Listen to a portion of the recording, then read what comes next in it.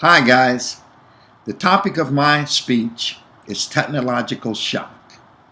Yeah, it's a colloquial expression, but it's something that needs to be broken down so I don't put too much fear into this conversation. But to get started, I'd like to first bring you some bad news.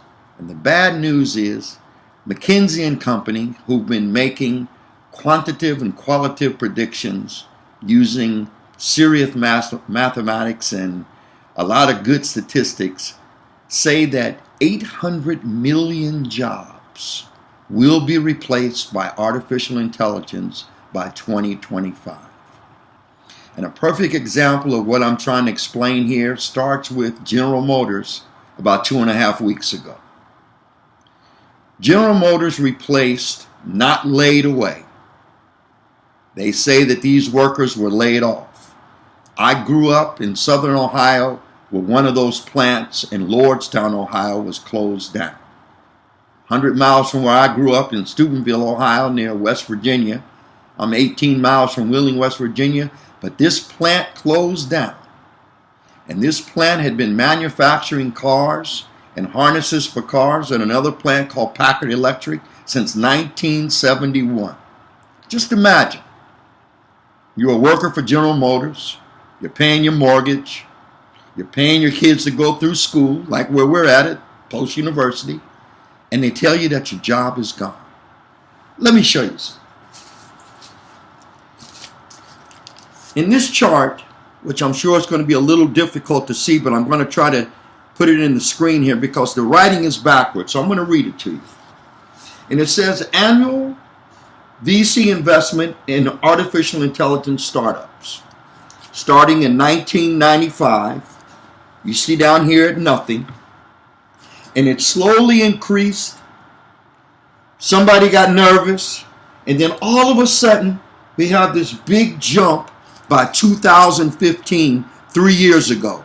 Now, this is 3 years ago from here, nowhere, to here, and this is 2018. Artificial intelligence is increasingly embedded in our business and consumer lives. And it is poised to transform our societies, the way they function now and into the future.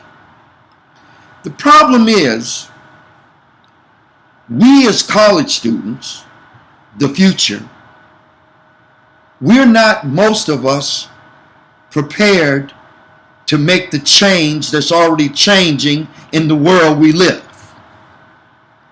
Our ICT skills, information, computer, technological skills, our awareness, digitally speaking, is so low, we still rely on working Excel, Word, and these Microsoft programs thinking that they're going to sell us through some job.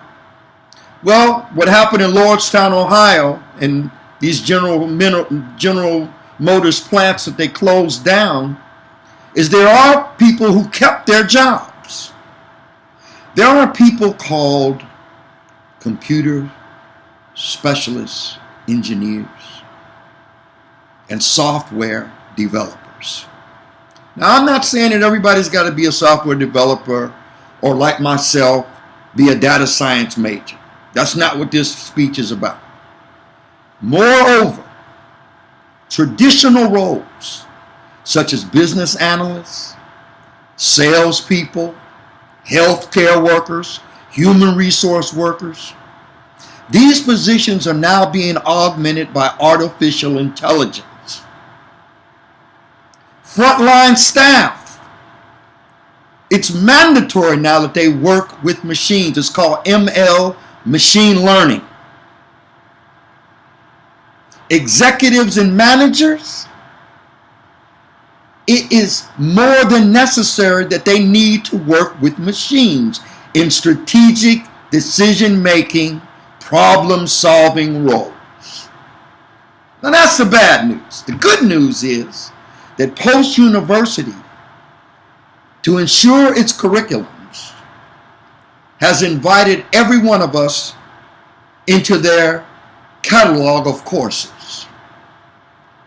Post-university, like Isaac Newton said, stand on the shoulders of the giant and look out further than the giant can see. And post-university, who makes it personal, they have given us an opportunity, and again, not just to be a data science major like myself, but I encourage you and I implore you